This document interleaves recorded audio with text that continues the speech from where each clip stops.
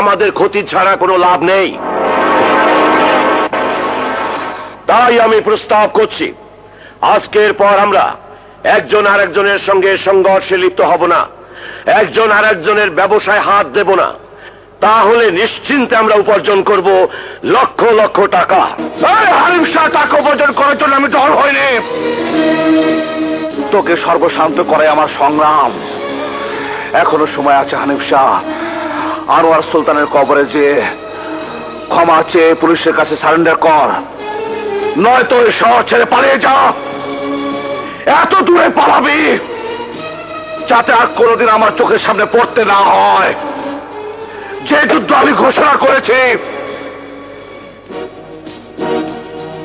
তার শেষ মাত্র একটাই, হয় তোর ধ্বংস, না হয় আমার মৃত্যু। আমার মৃত্যু। আর আপনাদের সবাইকে বলছি, ওই হানিফ শাহকে ভয় না করে আমার সঙ্গে চলে আসুন। আরে আমি আপনাদেরকে শেল্টার দেব।